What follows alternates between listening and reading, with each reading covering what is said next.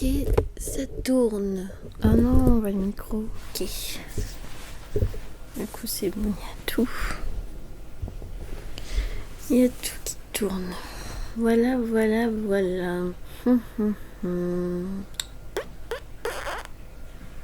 Ça fait pas trop bizarre quand je fais ça. Voilà.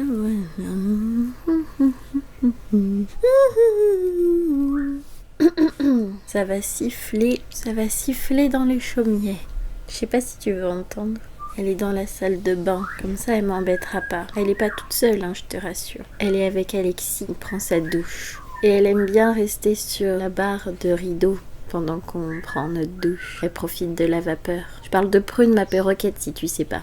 Bref, peut-être cette vidéo va pas être très joyeuse. Je sais pas, je préviens en cas où si t'as un bon moral et que t'as pas envie de te le faire casser par quelqu'un, ou que t'es déjà déprimé et que t'as pas envie qu'on t'enfonce encore plus dans la déprime. Parce que je sais que moi des fois, le fait d'être déprimé et de regarder, d'écouter des gens parler qui sont aussi pas très bien, bah ça me réconforte un peu. Je me sens moins seule. Enfin bref, je préviens au cas où. Commençons cette vidéo. Comment la commencer? Une bonne question.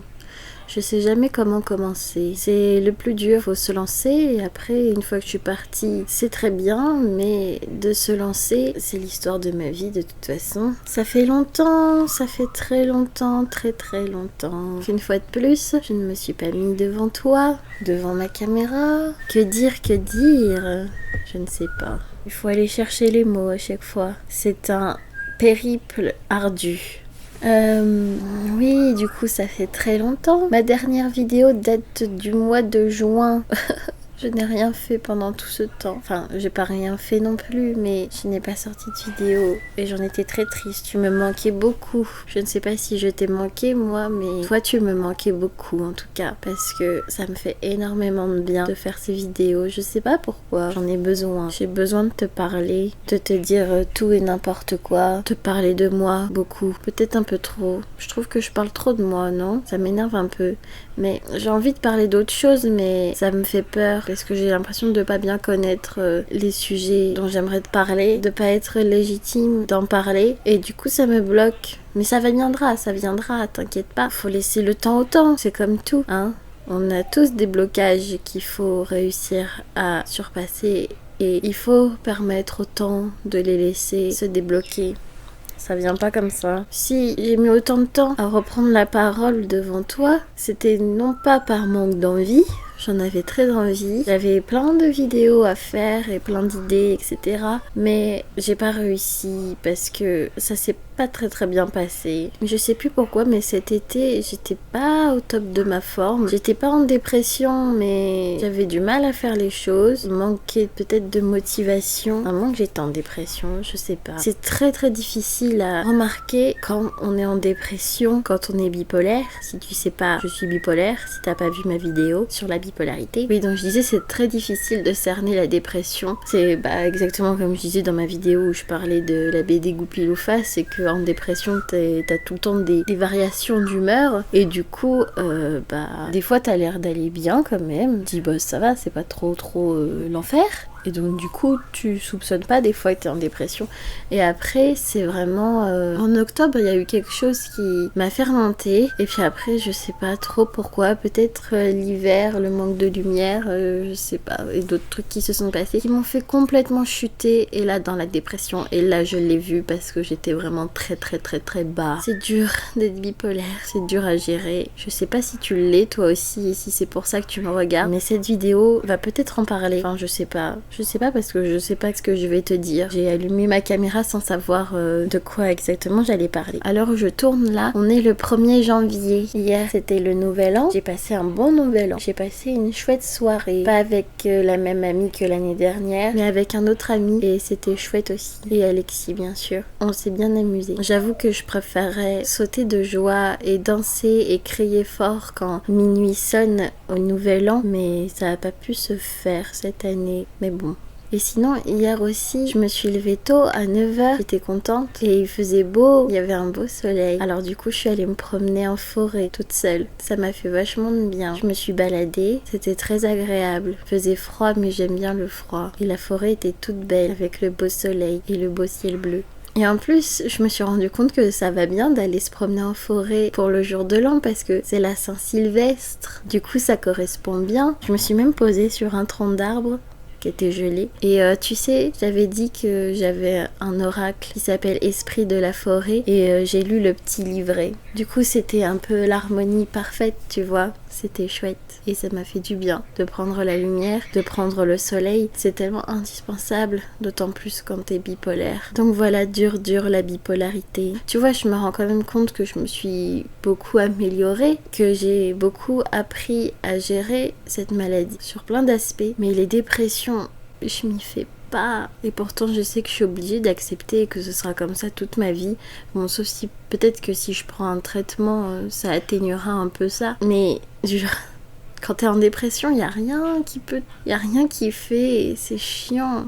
J'ai beau faire plein d'efforts, faire plein de trucs. T'imagines pas tous les trucs que je fais. J'en fais tellement plus que tout le monde. Enfin, qu'une personne qui est pas bipolaire. Et ça fait rien. C'est tellement frustrant parce que tu te dis mais mince, mais j'essaye de faire des choses et tout pour me maintenir à flot. Et non, ça tient pas. Tu chutes et après une fois que t'es en dépression, c'est très dur d'essayer de faire des choses pour remonter ou qui te permettraient d'aller bien parce que la dépression ça rend tout compliqué et au bout d'un moment tu lâches prise et tu te dis tant pis, je me laisse dévorer parce que j'en ai marre de lutter, parce que je suis fatiguée. Mais bon, heureusement, en fin d'année, en fin décembre, ça s'est terminé, mon humeur est remontée.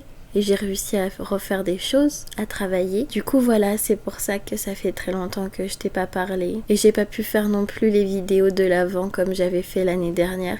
J'aurais bien aimé le refaire, c'était chouette, mais j'ai pas pu. La bipolarité, c'est dur parce que même quand t'es positif, enfin même quand tu fais tout pour être positif, pour rester optimiste, tu vois, j'ai lu plein de choses et tout, de psychologie positive pour m'aider. À chaque fois dans les articles que je lis, dans les vidéos que je regarde, ils t'apprennent vraiment à avoir un revirement, enfin changer ta façon de voir les choses, ta vision des choses pour te permettre d'être positif, tu vois. Et moi ça marche très bien, sauf que comme je suis bipolaire et que je tombe en dépression des fois ou que j'ai des chutes d'humeur, ça marche pas, ça peut pas marcher ça parce que même en restant positif en fait tu vois, il y a un truc qui se passe dans le cerveau, un manque de sérotonine qui fait que tu ne peux pas, ça ne relève plus du tout de ta volonté, de tes pensées, de tes choix, c'est vraiment biologique dans ton cerveau. Si t'as pas de sérotonine, bah tu tombes en dépression parce que voilà, cette hormone elle est essentielle.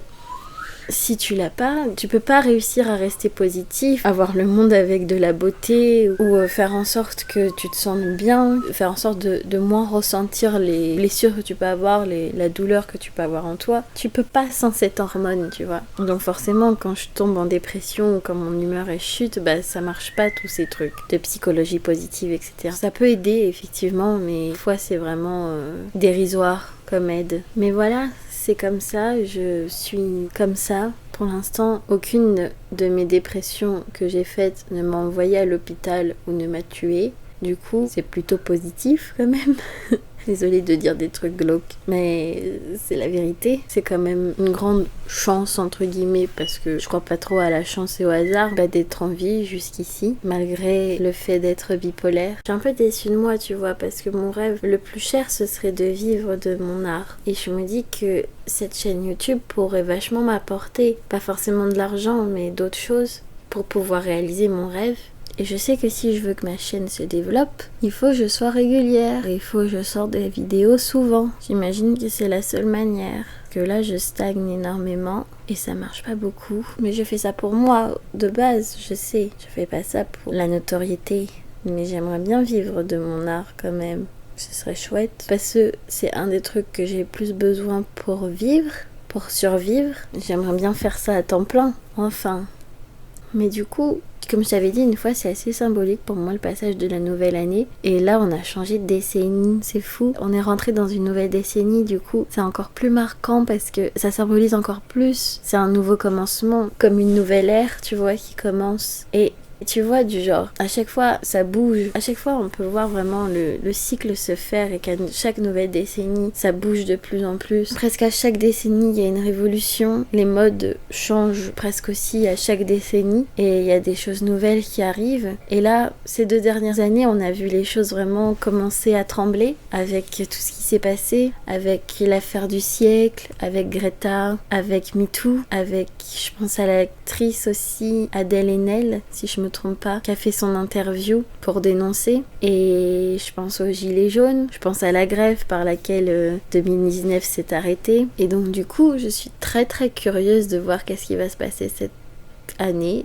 et cette décennie, vraiment. En même temps, ça me fait un peu peur, mais ça m'excite aussi. Je suis encore dans des sentiments très mélangés et très opposés, mais j'ai bien envie de voir. Je pense vraiment qu'il va se passer des choses, que ça va bouger. Du coup, voilà, c'est assez marquant pour moi de passer à 2020. Ça me crée des émotions fortes. Bref, tout ça pour te dire bonne année! Qu'est-ce que je peux te souhaiter? Je peux te souhaiter que ta vie soit remplie de beauté, d'art, de poésie, que tu réalises, concrétises tous tes rêves et tes projets cette année, que tu trouves la voie qui te mène vers le bonheur. Et voilà, je te souhaite bonne année. On est en 2020. 2020. Oh. C'est fou. J'aime pas du tout cette tradition. J'aime pas du tout le fait de faire la bise quand on souhaite la bonne année à minuit, tu sais. Je déteste ça. Faudrait changer. Je sais pas, on peut se faire... on peut se caresser la tête ou se faire un câlin ou un bisou esquimau ou un bisou sur la bouche. Enfin, ça dépend avec qui, mais... ou quoi d'autre? Qu'est-ce qu'on peut faire? Un coup de coude? Un serrage de poignet? Qu'est-ce qu'on peut faire d'autre? Je sais pas. Sinon, on change tous les ans. Comme ça, c'est moins redondant, non? T'en penses quoi? Enfin, je sais pas, faire la bise, c'est chiant.